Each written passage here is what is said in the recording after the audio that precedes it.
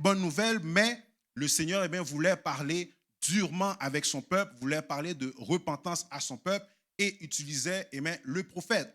Alors, lorsqu'on regarde ici, pour nous, lorsqu'on voit, c'est la suite des choses. Lorsqu'on parle d'établissement surnaturel, on parle d'accomplir la vision céleste et pour faire ça, nous devons être inébranlables.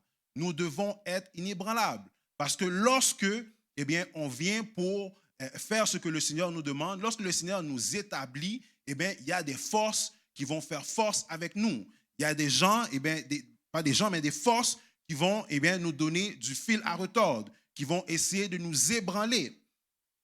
Et lorsqu'on regarde ici, lorsqu'on vient dans le livre de Thessalonique, dans Thessaloniciens, en fin de compte, lorsqu'on regarde, apôtre Paul qui a écrit ce livre, et lorsqu'on regarde, il l'a écrit pour un but bien déterminé.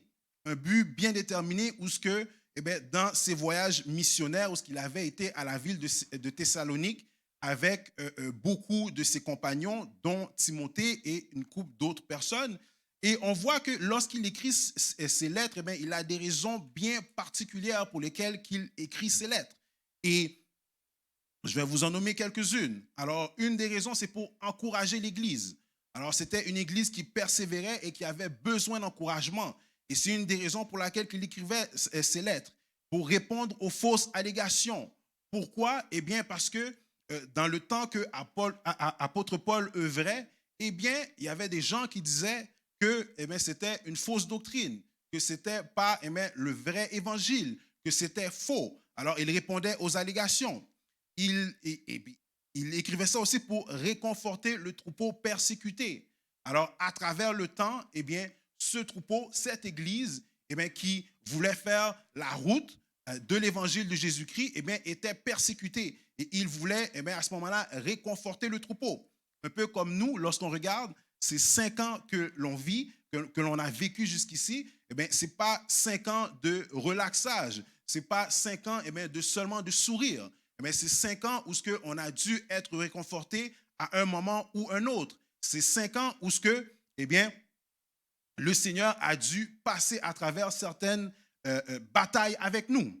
Et lorsqu'on regarde, une autre raison, c'est exprimer la joie que suscitait leur foi. Alors, lorsqu'on a la foi, on doit avoir la joie. Et c'est pour ça qu'il dit ici, soyez toujours joyeux.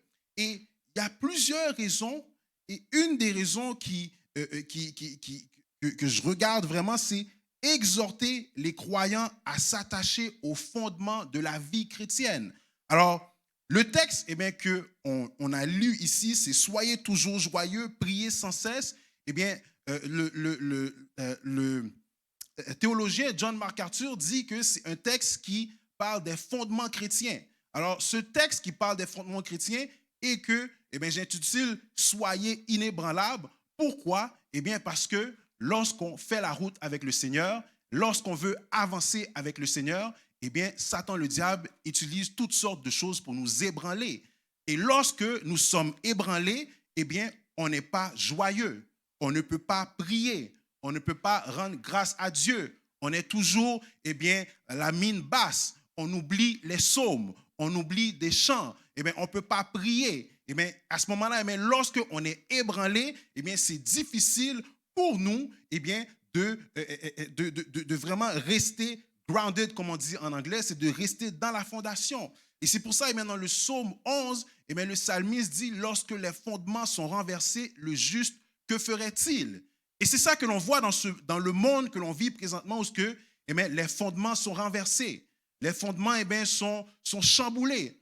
Et lorsqu'on regarde, on voit qu'à chaque fois qu'il y a des gros événements, on change notre manière d'être, on change notre manière d'agir. Si on regarde World Trade Center, lorsque cette cataclysme ou cette grosse expérience est arrivée, il y a beaucoup de choses qui ont changé dans la manière qu'on voyageait. On ne voyage plus de la même manière. On doit se faire checker à chaque moment dans l'aéroport. Si on regarde la COVID-19 présentement, nos vies ont changé. La manière qu'on fait les choses, c'est différent. Pendant plusieurs mois, les portes des églises étaient fermées et on devait se réunir sur Zoom. On devait à ce moment-là faire les choses par téléphone. Alors vraiment, eh bien, lorsqu'on regarde, le but de l'ennemi, c'est vraiment, eh bien, de nous ébranler. Et lorsqu'on est ébranlé, eh bien, on ne peut plus suivre les exhortations. On ne peut plus, eh bien, prier. On ne peut plus lire la parole. Tous les versets qu'on avait l'habitude, eh bien, de réciter. Alors, Psaume 144, Psaume 144 ou Psaume 121, je lève mes yeux vers les montagnes. D'où me viendra le secours? Le secours me vient de l'Éternel qui a fait les cieux et la terre. Toutes, eh bien, ces paroles qui nous motivent, toutes ces paroles qui, eh bien, nous permettent d'avancer, qui nous permettent, eh bien, de rester là, eh bien, à ce moment-là, on oublie tout ça. Et lorsqu'on résiste, eh bien, on est victorieux et le diable est perdant.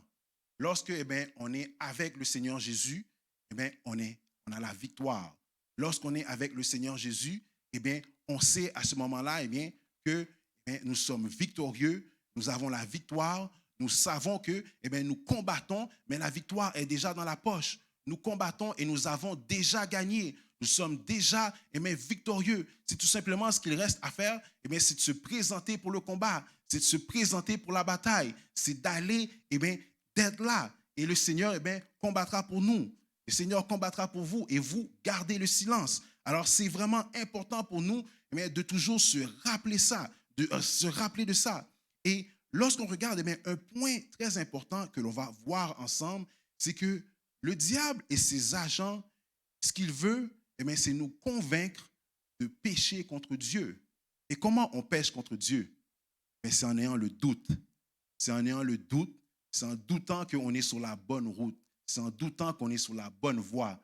C'est en doutant, eh bien, qu'on fait la bonne chose. C'est que nous sommes sur le vrai chemin. Et c'est pour ça qu'on va regarder ensemble dans 1 Roi 22.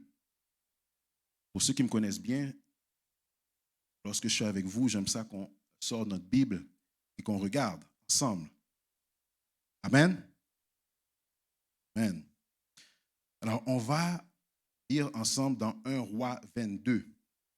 Ensemble, et on va voir à ce moment-là, eh bien, qu'est-ce qu'il arrive lorsque eh bien, nous sommes inébranlables? Qu'est-ce qui arrive lorsque nous mettons toute notre confiance dans le Seigneur?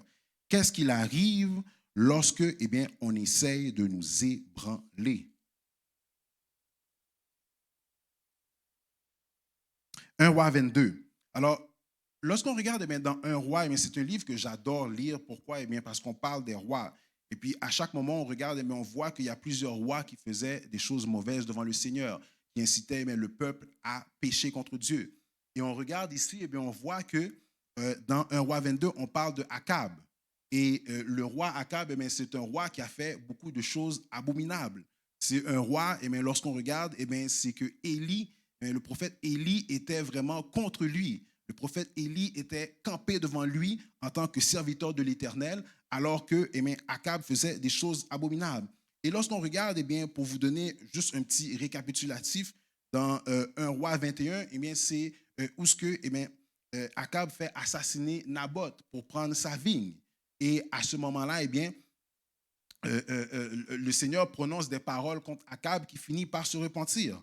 Et à ce moment-là, eh bien, le Seigneur lui fait grâce. Et c'est là qu'on tombe ici dans 1 Roi 22. On resta 3 ans sans qu'il y eût guerre entre la Syrie et Israël. La 3e année, Josaphat, roi de Juda, descendit auprès du roi d'Israël. Le roi d'Israël dit à ses serviteurs, « Savez-vous que Ramoth en Galaad est à nous? Et nous ne nous inquiétons pas de la reprendre des mains du roi de Syrie. » Et il dit à Josaphat, « Veux-tu venir avec moi attaquer Ramoth en Galaad? » Josaphat répondit au roi d'Israël, « Nous irons, moi comme toi, mon peuple comme ton peuple, mes chevaux comme tes chevaux. » Puis Josaphat dit au roi d'Israël, « Consulte maintenant, je te prie, la parole de l'Éternel. » Alors, en tant que serviteur de l'Éternel, eh lorsqu'on va faire quelque chose, on doit consulter l'Éternel, on doit consulter la parole, on doit prier. On doit prier et demander au Seigneur, eh bien, Seigneur, regarde ce que je vais faire là. Est-ce que c'est la bonne voie? Est-ce que c'est la chose qu'il faut faire? Est-ce que c'est là que je dois aller? Est-ce que c'est cette décision-là que je dois prendre? Et là, eh bien, on regarde ici, lorsqu'on commence le texte, rappelez-vous bien de ça, eh bien, on dit, on resta 3 ans sans qu'il y ait de guerre en Syrie et Israël. C'est-à-dire que, eh bien, au début, tout était correct. Il n'y avait pas de problème. Tout était bien pendant 3 ans de temps. Reprenons le texte. Le roi d'Israël assembla les prophètes au nombre d'environ 400 et leur dit, irai-je attaquer Ramoth en Galaad ou dois-je y renoncer? Et ils répondirent, monte, et le Seigneur la livrera entre les mains du roi. Mais Josaphat dit, n'y a-t-il plus ici aucun prophète de l'Éternel par qui nous puissions le consulter? Alors, lorsqu'on regarde ici, eh bien, dans la royauté, il y avait des prophètes. Et le roi, à ce moment-là, eh bien, Josaphat, qui est un roi, eh bien, on connaît Josaphat par ses nombreux exploits, dont je suis sans force devant cette multitude nombreuse qui s'avance contre moi. Alors on sait que Josaphat est un roi, mais un roi conquérant, mais un serviteur de l'Éternel. Et eh bien, Josaphat dit, mais moi, je ne vais pas faire un pas sans qu'on consulte eh bien, les prophètes de l'Éternel. Et à ce moment-là, eh bien, Akab a des prophètes qui est à sa disposition. Et les prophètes ici lui disent, pas de problème, tu peux aller, tout est correct, wap gen bataille là, tout est bien, vas-y, tu vas gagner. Et on regarde ici à ce moment-là, lorsque eh bien, les prophètes répondent ceci, lorsqu'ils répondent ceci, il dit, le roi d'Israël répondit à Josaphat, verset 6, le roi d'Israël assembla les prophètes au nom d'environ 400, comme on a lu tantôt. Verset 7, mais Josaphat dit, n'y a-t-il plus ici aucun prophète de l'Éternel par qui nous puissions le consulter? Le roi d'Israël répondit à Josaphat, il y a encore un homme par qui l'on pourrait consulter l'Éternel, mais je le hais, car il ne prophétise rien de bon et il ne prophétise que du mal. C'est Michée, fils de Jimla. Alors on voit ici, eh bien, la technique ou la tactique où ce que l'homme de Dieu, eh bien, il connaît, il reconnaît qui est vraiment un homme de Dieu, qui est vraiment un vrai prophète, qui est vraiment parle au nom de l'Éternel. Parce qu'on parle ici de 400 prophètes qui disent toutes la même chose, 400 prophètes qui disent tous, eh bien, tu peux aller, il n'y a pas de problème. Et on voit ici eh bien, que l'homme de Dieu eh bien, a reconnu qu'il y avait un problème, qu'il y avait quelque chose qui ne fonctionnait pas. Pourquoi? Eh bien, on le voit ici. N'y a-t-il plus aucun prophète de l'Éternel? C'est-à-dire que eh bien, Josaphat a juste jeté un coup d'œil, et il a vu à ce moment-là eh bien, que ces prophètes-là n'étaient pas réellement des prophètes de l'Éternel. Qu'est-ce qu'il disait? C'est des mensonges, c'était des balivernes. Il disait eh bien, qu'il parlait au nom de l'Éternel, mais ce n'était pas vrai. Tout ça, eh bien, une tactique, une technique pour ébranler eh bien, l'armée du roi pour aller les jeter dans la gueule du loup. Et eh bien, on regarde ici, à ce moment, on dit, alors le roi d'Israël appela un eunuque et dit, fais venir de suite Michée, fils de Jimla, le roi d'Israël. Et Josaphat, roi de Juda, était assis, chacun sur son trône, revêtus de leurs habits royaux, dans la place à l'entrée de la porte de Samarie. Et tous les prophètes prophétisaient devant eux. Alors, eh bien, tout le monde est à l'aise, tout le monde est bien. Tout le monde est bien chita. Et eh bien, les prophètes sont en train de prophétiser. Ils ont dit en pile parole, ils ont parlé en pile bagaille, mais pourtant, rien de concret. Pas la vérité. Faux, mensonge sur toute la ligne, pendant que tout le monde est confortable. Et c'est ça eh bien, qui arrive. C'est que certaines fois, eh bien, nous sommes bien confortables. Certaines fois, eh bien, nous sommes à l'aise. Tout a l'air de bien fonctionner. Et eh bien, des gens viennent chuchoter, parler, eh bien, dire certaines choses dans nos oreilles. Et des fois, eh bien, lorsque nous, eh bien, nous manquons d'être véatifs, eh bien, on ne veille pas, eh bien, on ne regarde pas bien avec notre œil spirituel. Lorsqu'on ne regarde pas bien, eh bien, on prend dans une fourberie, on prend dans des mensonges. Et on dit ici, à ce moment-là, je reprends ici, oui, Sédécia, fils de Kenaa, s'était fait des cornes de fer. Et il dit, ainsi parle l'Éternel, avec ses cornes, tu frapperas les Syriens jusqu'à les détruire. Et tous les prophètes prophétisaient en même temps, monte à Ramoth, en Galaad, tu auras du succès, et l'Éternel la livrera entre les mains du roi. Alors, on voit ici, eh bien, non seulement ils disent qu'ils parlent au nom de l'Éternel, mais là, Kenaa, un des prophètes, eh bien, dit, ainsi parle l'Éternel, va jusqu'à oser et parler, dire que c'est vraiment au nom de l'Éternel. comme si, juste en disant ça, et en n'étant pas ça pour vrai, comme si il va truquer les gens. Les gens vont le croire à cause de ça. Mais lorsqu'on regarde ici, et on va voir plus tôt, tout ça, c'est mensonge, c'est fourberie, tout simplement pour ébranler l'armée, ébranler le roi Akab, qui est sur la mauvaise voie. Et on regarde ici, dans le verset 13, le messager qui était appelé Michée, le messager qui était allé appeler Michée lui parla ainsi: voici les prophètes d'un commun accord prophétisent du bien au roi. Que ta parole soit donc comme la parole de chacun d'eux. Annonce du bien. Alors on voit ici, tout le monde a parlé. Tout le monde a dit même bagaille là. Et là, on va chercher l'homme de Dieu et on dit à l'homme de Dieu une manière pour l'ébranler. Une manière pour, le shaker un peu. On dit à l'homme de Dieu, bon, ouais, tout le monde a dit même bagaille là. Ou même faut dire même bagaille là. Tout le monde fait la même chose, mais il faut faire la même chose. Et on voit présentement, c'est ça qui se passe dans l'évangile présentement. Parce que, il y a des fades, il y a des modes qu'on voit. Tout le monde fait la même chose. Tout le monde, tout le monde fait. Moi, telle l'église, on fait le tout. Alors, on voit ici, c'est ça un des problèmes qu'on regarde. Et c'est une technique pour l'ennemi, pour nous ébranler. Parce que, il y a des fois, il y a des décisions, on est campé, on sait que c'est la bonne décision, on sait qu'on est avec le Seigneur. Et puis, il y a quelqu'un qui vient jeter un doute. Et ici, on voit que c'est des faux prophètes, mais il y a des fois, ce n'est même pas des faux prophètes. C'est des vrais serviteurs de l'Éternel. On avait vu avec Paul, lorsqu'on parlait d'accomplir la vision céleste, à un moment donné où Paul doit faire un voyage, et le Seigneur lui dit qu'il doit faire ce voyage-là. Et pendant qu'ils sont réunis en train de prier, il y a un serviteur qui prend une ceinture, marre la ceinture, et puis il dit, à ce moment-là, vous voyez comme j'ai marré la ceinture ici, la personne à qui appartient ça va être marrée comme ça aussi. Cette personne-là, va avoir des difficultés.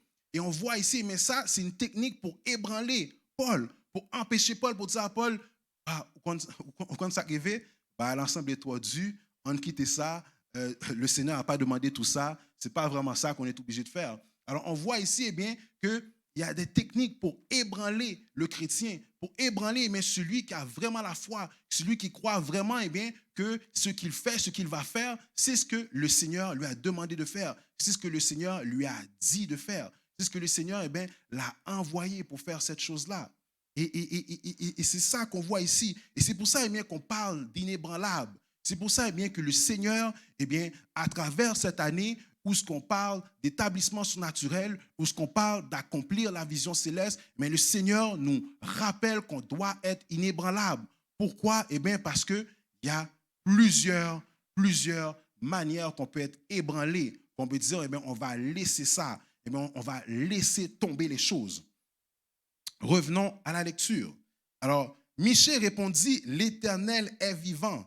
J'annoncerai ce que l'Éternel me dira. Lorsqu'il fut arrivé auprès du roi, le roi lui dit, Michée, irons-nous attaquer Ramoth en Galaad ou devons-nous y renoncer? Alors, on voit ici, la tactique pression sur Michée. Pression qui est mise sur Michée pour l'ébranler, pour que, ce que le Seigneur l'a envoyé faire, pour la vérité qui est en lui, pour qu'il fait comme les autres, pour qu'il prophétise comme les autres, il dit la même chose. Et on voit ici que le roi, roi n'a pas de choix, parce qu'il a été chercher Josaphat. Josaphat, en tant que serviteur de l'Éternel, Josaphat a demandé à ce moment-là d'aller chercher un prophète de l'Éternel. Et on sait à ce moment-là que, il est ami avec le roi Josaphat pour ne pas offusquer Josaphat, il n'a pas de choix, il fait. Pas de choix, ok, il n'y a pas de problème. Et on voit des fois, ça nous arrive parce que nous arrivons au côté, on va dans un mariage et puis tout le monde a dansé. Et puis là, c'est ou même mon l'église ou pas danser. Là, des fois, juste pour avoir l'air cool avec tout le monde, nous rentrons dans le dansant. On rentre dans le danser, on rentre et puis on célèbre avec tout le monde. Musique mondaine qui passe et puis pas de problème, juste pour faire plaisir.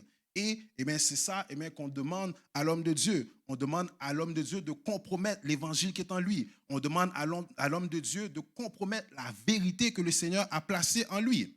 Amen? Amen? All right. Alors, On dit ici, et le roi lui... pardon. Il dit, lorsqu'il fut arrivé auprès du roi, le roi lui dit, Michée, irons-nous attaquer Ramoth en Galaad ou devons-nous y renoncer? Il lui répondit, monte, tu auras du succès et l'Éternel la livrera entre tes mains. Alors on voit ici que Michée parle comme les autres. Michée, il a dit la même chose, ou mettre monter ou mettre aller. Et le roi, lui, sait à ce moment-là que, Michée disait ça de manière sarcastique. Pour dire, on m'a dit de dire la même chose que tout le monde, et même Vini me dit, même pas elle en tout. Et le roi, il connaît Michée. Et c'est là qu'il répondit, et le roi lui dit, combien de fois me faudrait-il te faire jurer de ne dire que la vérité au nom de l'Éternel? Alors, on a dit à Michée de parler dans le sens des prophètes, c'est ça que le roi voulait entendre. Mais Michée vini, il parlait même Jean Lotio. Et le roi, à ce moment-là, il sentait qu'il y avait quelque chose qui ne marchait pas, sentait qu'il y avait quelque chose de croche, il y avait un problème. Et bien là, à ce moment-là, on va entendre qu'est-ce que Michée va répondre. Michée répondit, je vois tout Israël dispersé sur les montagnes, comme des brebis qui n'ont point de berger. Et l'Éternel dit, ces gens n'ont point de maître, que chacun retourne en paix dans sa maison. Le roi dit à Israël, ne t'ai-je pas dit, il ne prophétise sur moi rien de bon, il ne prophétise que du mal. Alors, le roi, c'est le roi qui a demandé à Michée de parler, de dire la vraie parole. Et Michée, révèle la vraie parole de l'Éternel. Ils ont essayé d'ébranler Michée, et à ce moment-là, on regarde, on voit que l'homme de Dieu, lorsqu'il doit prononcer les oracles de Dieu, comme qu'on lisait dans Hébreux 12, il prononce les oracles de Dieu. À ce moment-là, c'est le roi qui décide s'il veut écouter ou non. Et c'est là qu'on voit à ce moment-là, l'homme de Dieu, la personne de Dieu, il reste le même partout ce qu'il est. Il est inébranlable. Le Seigneur, peu importe la pression qu'on va mettre, peu importe la pression sociale, peu importe la pression financière, peu importe la pression, juste un petit menti là, tu n'es pas obligé de dire toute la vérité. Parce que si tu ne dis pas ça comme ça, là, dossier n'a pas passé, tu n'auras pas la subvention, tu n'auras pas l'hypothèque. Si tu ne donnes pas un petit mensonge là pour dire que tu travailles, bon, je sais que tu travailles à temps partiel, mais il faut juste te dire que tu travailles à temps plein. Et puis, tu vas avoir le dossier. La personne qui est avec Dieu est inébranlable. Tout ça, c'est des techniques de l'ennemi pour t'ébranler dans ta foi chrétienne, pour t'ébranler, pour pas que tu penses que peu importe qu'est-ce qu'il passe, le Seigneur prendra soin de toi. Et c'est pour ça, quand on commençait, on disait que priez sans cesse, soyez toujours heureux, toujours avoir des psaumes qu'on va réciter. Lorsqu'on récite le psaume 23, l'Éternel est mon berger, je ne manquerai de rien. Alors ça, c'est important pour nous de se rappeler de ça, de toujours mentionner ces paroles. Et on voit ici, lorsque le roi Akab dit ça par rapport à Michée, on voit Michée dans le verset 19 dit, et Michée dit, écoute donc la parole de l'Éternel. J'ai vu l'Éternel assis sur son trône, et toute l'armée des cieux se tenait auprès de lui à sa droite et à sa gauche. L'Éternel dit, qui séduira Akab pour qu'il monte à Ramoth en Galaad et qu'il y périsse? Ils répondirent l'un d'une manière, l'autre d'une autre. Et un esprit vint se présenter devant l'Éternel et dit, moi, je le séduirai. L'Éternel lui dit, comment? Je sortirai, répondit-il, et je serai un esprit de mensonge dans la bouche de tous ses prophètes. L'Éternel dit, tu le séduiras et tu en viendras à bout. Sors et fais ainsi. Et maintenant, voici l'Éternel a mis un esprit de mensonge dans la bouche de tous tes prophètes qui sont là. Et l'Éternel a prononcé du mal contre toi. Et on voit ici, qu'est-ce qui se fait dans les cieux? Le Seigneur, Akab qui est un méchant, Akab qui est vraiment, qui a fait des choses terribles devant l'Éternel. Et on voit que l'heure est arrivée où c'est l'épreuve finale pour Akab. C'est l'épreuve finale où ce qu'il est rendu. où ce que, eh bien, il y a une résolution qui est prise. Et comment la résolution est prise? Eh bien, un esprit de mensonge qui va, eh bien, dans la bouche des prophètes. Et une des choses que je vois à travers la parole, c'est que tout ce qu'on vit présentement, c'est dans la parole. Tous les exemples sont dans la parole. On lit l'Ancien Testament, eh bien, il y a une chose. On lit le Nouveau Testament. C'est comme si le Nouveau Testament, eh bien, c'est les mêmes choses qui se passaient dans l'Ancien Testament. On voit ici eh bien, des prophètes qui racontent des mensonges. Eh bien, on voit dans Thessalonique, dans 1 Thessaloniciens, 2 Thessaloniciens, même chose. Apôtre Paul eh bien, qui combat des gens eh bien, qui sont contre la doctrine, des gens eh bien, qui racontent des mauvaises choses. Et lorsqu'on regarde, même dans Jean 8, Jésus-Christ lui-même, le maître de l'évangile, eh bien, il a combattu Jésus-Christ de la même manière aussi. Et je fais une petite pause, je vais juste vous montrer à ce moment-là dans Jean 8, versets 31 à 47. Comme vous le savez, j'aime ça, moi-même, moi, un Bible moins. J'aime ça vraiment, eh bien, regarder la Bible. Et on va voir, eh bien, dans Jean 8, eh bien, c'est Jésus qui s'adresse aux pharisiens. Eh bien, c'est après eh bien, la femme adultère, eh bien, on connaît l'histoire de la femme adultère, et par la suite, eh bien, il s'adresse aux pharisiens. Et il dit, en commençant par le verset 31, et il dit aux Juifs qui avaient cru en lui, si vous demeurez dans ma parole, vous êtes vraiment mes disciples. Vous connaîtrez la vérité et la vérité vous affranchira. Ils lui répondirent, nous sommes la postérité d'Abraham et nous ne fûmes jamais esclaves de personne. Comment dis-tu, vous deviendrez libres? En vérité, je vous le dis, leur répliqua Jésus, quiconque se livre au péché est esclave du péché. Or, l'esclave ne demeure pas toujours dans la maison, le Fils y demeure toujours. Si donc le Fils vous affranchit, vous serez réellement libre.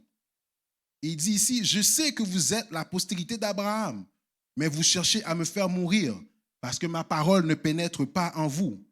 Je dis ce que j'ai vu chez mon Père et vous faites ce que vous avez entendu de la part de votre Père.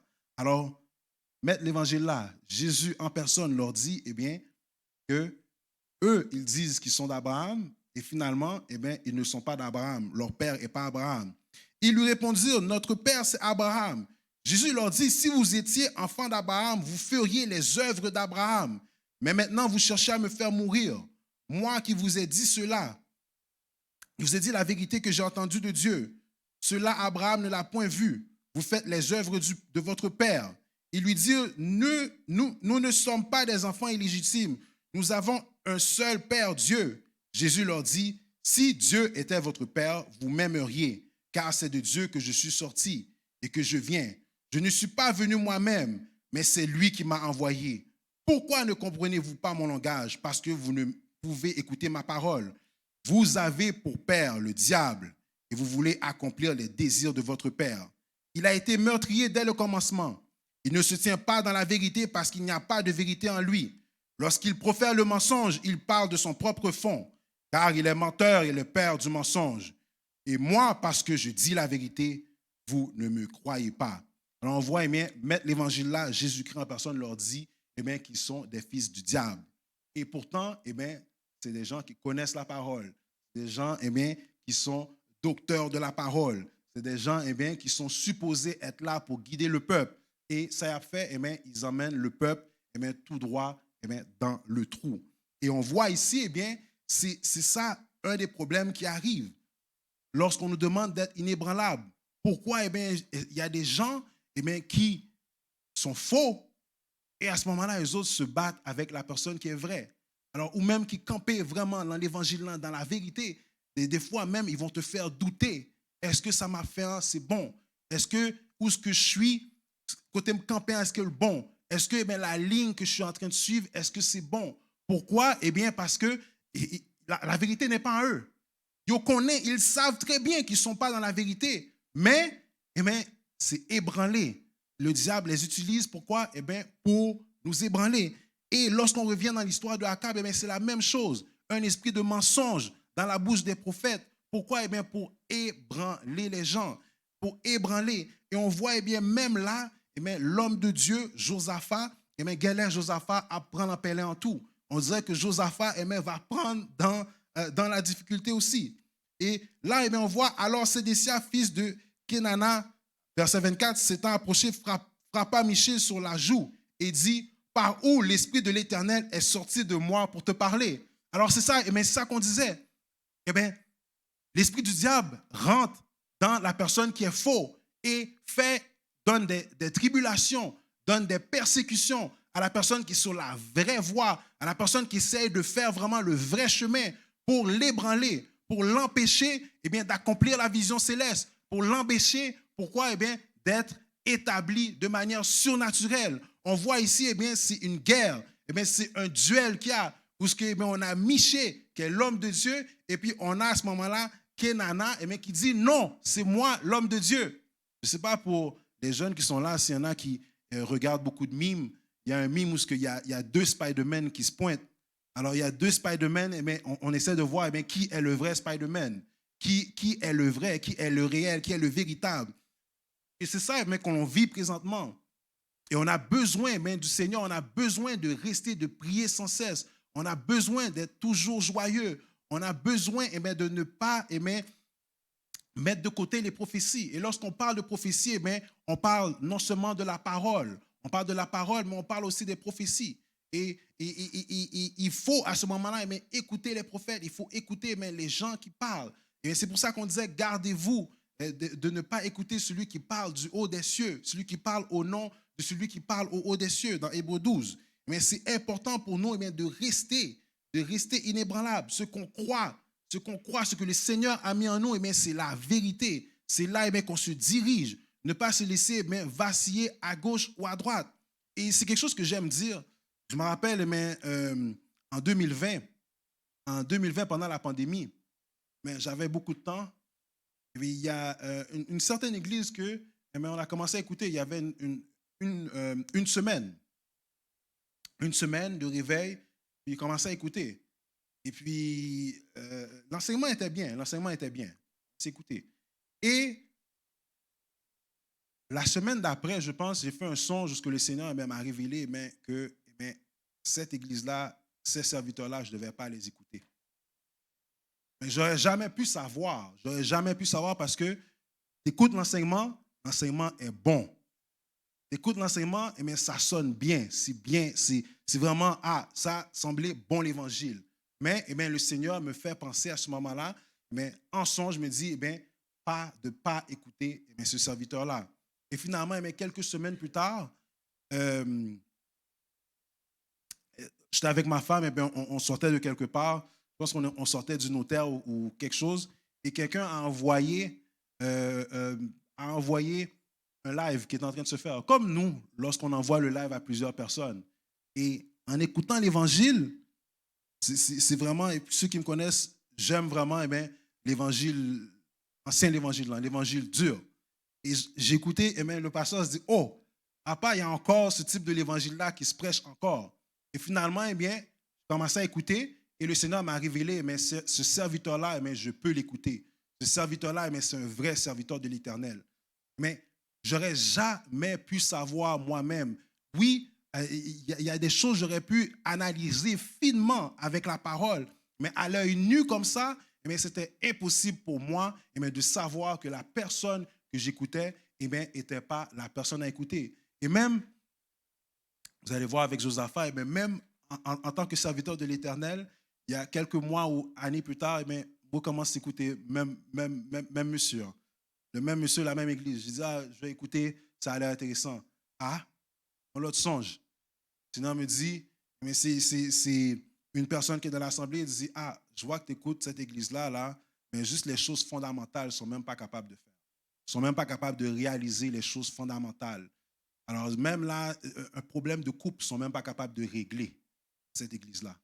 Alors, c'est vraiment pour nous faire réaliser que, il y a plusieurs vents, il y a plusieurs doctrines, il y a plusieurs choses, tout simplement pour ébranler le chrétien, pour ébranler, pour faire que finalement, toi, tu penses que c'est vraiment l'évangile et tu vas, et puis finalement, tu sors, et puis tu vois, c'est une gargote. Tu vois, tu es ébranlé, tu vois, finalement, pas gain l'évangile encore. L'évangile, c'est une fable. Il n'y a pas d'église vraiment. Et c'est ça que Satan, le diable, essaie de faire. C'est comme ça qu'il essaie d'ébranler les chrétiens. C'est comme ça qu'il essaie de nous ébranler, nous qui tenons Jésus-Christ, nous qui restons au pied de Jésus-Christ. C'est comme ça qu'il essaie de nous ébranler. Et lorsqu'on regarde ici, verset 25, Michée répondit, tu le verras au jour où tu iras de chambre en chambre pour te cacher. Le roi d'Israël dit, prends Michée et emmène-le vers Amon, chef de la ville, et vers Joas, fils du roi. Tu diras ainsi, parle le roi, mettez cet homme en prison et nourrissez-le du pain et de l'eau d'affliction jusqu'à ce que je revienne en paix. Verset 28, et Michée dit, si tu reviens en paix, l'Éternel n'a point parlé par moi. Il dit encore, vous tous, peuple, entendez. Alors, lorsque le serviteur de l'Éternel parle, les choses arrivent. Le prophète, il parlait, c'est là le duel. C'est là, il y a toujours un duel entre le serviteur de l'Éternel et le serviteur du diable. Il y a toujours un duel entre Jésus-Christ et le diable. C'est toujours un des buts du chrétien, c'est de faire, c'est de montrer comme quoi que la puissance du diable, la puissance de l'ennemi, c'est en bas pied. Il y a un chant qui dit en bas pied, ma pilonne est diable en bas pied. C'est vraiment ça. Nous avons une puissance. L'évangile est une puissance. L'évangile est la puissance. Et c'est ça. C'est en duel que nous sommes contre Satan le diable. C'est en duel que nous sommes contre les agents du diable. Et je ne vais pas finir le reste du texte avec vous. Je vais juste vous raconter, mais qu'est-ce qui arriva? Ils n'ont pas écouté Michée, ils ont été quand même, ils ont été en combat. Et Josaphat est là dans le tout. Malgré qu'il a entendu, il a fait appeler l'homme de Dieu, et finalement, il a fait une imprudence, il a été quand même. Et regardons ici, verset 32. Quand les chefs des chars aperçurent Josaphat, ils dirent, certainement c'est le roi d'Israël. Ils s'approchèrent de lui pour l'attaquer. Josaphat poussa un cri. Les chefs des chars, voyant que ce n'était pas le roi d'Israël, s'éloignèrent de lui. Dans le psaume 18, il dit, je m'écris, loué soit l'Éternel et je suis délivré de tous mes ennemis. Et ça, c'est le serviteur de l'Éternel. Malgré bien qu'il avait envoyé le prophète de l'Éternel, il n'a pas écouté. Et il est arrivé à un moment donné où il a dû faire un cri à l'Éternel. Et je me rappelle, le pasteur avait une série qu'il avait prêchée, Crions à l'Éternel, faire un cri à l'Éternel. Lorsque je crie à l'Éternel, il entend ma voix et il me délivre de mes ennemis. Et puis on voit à ce moment-là que Akab, qu'est-ce qu'il a fait? Il a entendu la parole de Michée. Il n'a pas entendu, il n'a pas écouté, il n'a pas mis en pratique, mais il y avait quand même un doute. Il y avait quand même, il dit, bon, ça c'est l'homme de l'Éternel. Qu'est-ce que Akab a fait? Il s'est déguisé. Il s'est déguisé en quelqu'un d'autre et il a été en guerre. Il s'est déguisé pour ne pas prendre. Et finalement, on voit que le roi de l'autre armée, qu'est-ce qu'il a dit? Il a dit, ne touchez personne à part Akab. Et finalement, il y a une flèche quelque part qui a pris Akab et finalement, il est mort. Il est mort, il est tombé. Pourquoi? Parce qu'il n'a pas écouté l'homme de Dieu. Peut-être à ce moment-là que s'il avait écouté Michée, peut-être que la vie aurait été épargnée. Peut-être que ça aurait été la repentance. Mais à ce moment-là, il s'est laissé guider par les faux prophètes, il s'est laissé ébranler par les faux prophètes. Et à ce moment-là, voici la fin qu'il a eue. Et c'est pour ça, pour nous les chrétiens, dans ce monde que l'on vit, dans ce monde qui est fini, dans ce monde qui est difficile, dans ce monde qui est corrompu, restons inébranlables. Parce que lorsqu'on regarde, le rôle de Satan, le diable, c'est d'ébranler le monde. C'est d'ébranler les gens. Et ce matin, j'ai entendu une nouvelle effroyable. Dans les environs de 2010, j'étais manager dans un kiosque et je me rappelle, il y avait une fille qui avait environ 16 ans. Et ce groupe-là que je manageais, c'était 4-5 personnes. Je vais toujours me rappeler parce que c'était une de mes premières jobs comme manager. Et je me rappelle, au fil des années, cette fille-là a eu un excellent poste, un grand poste dans une banque. Et je pense qu'elle s'est mariée, elle a eu un enfant. Et finalement, aujourd'hui, j'apprends qu'elle a un cancer terminal. À peine 32, 33, 34 ans. Un cancer terminal, un cancer qui était, ils avaient traité au début et le cancer est revenu. Et on voit, c'est ça le monde dans lequel on vit. Un monde où les fondements sont ébranlés, où les gens ont toute la vie devant eux, toute la vie pour réussir, pour faire des choses. Et le diable, ce qu'il fait, c'est souffler tes mounions. C'est vraiment, on pense qu'on est bien, on pense qu'on est solide, on pense qu'on a de l'argent, on pense qu'on a une bonne job. Et là, à ce moment-là, il y a un problème qui nous frappe. Il y a une difficulté qui nous frappe. Et c'est pour ça que nous, nous devons rester inébranlables. Nous devons rester en Jésus-Christ. Et c'est de cette manière-là que nous allons être couronnés. C'est de cette manière-là que nous pourrons dire, j'ai combattu le bon combat. C'est de cette manière-là qu'on va pouvoir rencontrer notre Sauveur Jésus-Christ. Prions ensemble. Seigneur Jésus, merci pour ton amour, merci pour ta grâce. Seigneur, toi seul es saint, toi seul es digne de louange. Merci Seigneur, Papa, de ce que tu nous as envoyé ces paroles et tu nous dis, Seigneur, de rester inébranlable. De Seigneur, Papa, rester avec toi, de garder les fondements de la vie chrétienne, Seigneur. Parce qu'on regarde, il y a plusieurs choses, Seigneur. Il y a plusieurs manières qu'on pourrait être ébranlé. Il y a plusieurs manières qu'on pourrait être déstabilisé, Seigneur. Mais Papa, Seigneur mon Dieu, tu restes fidèle. Tu restes fidèle. Tu es le même hier, aujourd'hui, éternellement. De la même manière, Seigneur Papa, que tu as protégé, Seigneur Josaphat. De la même manière, Seigneur Papa, que plusieurs de tes serviteurs ont passé à travers différentes difficultés. Tu peux faire la même chose pour nous, Seigneur. Et dans ta parole, tu disais, Seigneur Papa, que Élie était un homme de la même nature que nous. Élie avec qui, Seigneur Papa, tu as passé, Seigneur Papa. Mais tu peux passer avec nous aussi. Tu peux passer avec l'église CMUI. Seigneur, nous savons que tu es là. Nous savons que tu es présent.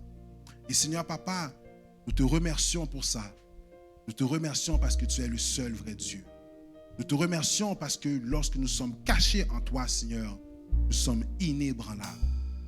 Merci pour ton amour. Merci pour ta grâce, Seigneur Jésus. Amen. Merci, Seigneur. Nous allons passer au frère Augustin pour bénédiction.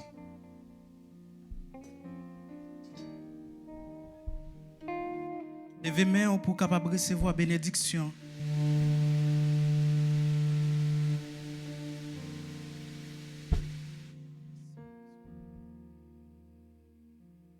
J'ébranlerai toutes les nations, les trésors de toutes les nations viendront, et je remplirai de gloire cette nation, dit l'Éternel des armées. C'est pour même bon Dieu, Papa, lui-même, qui relaie nous et lui place nous dans un royaume inébranlable. C'est pour le bas nous capacité, pour nous capables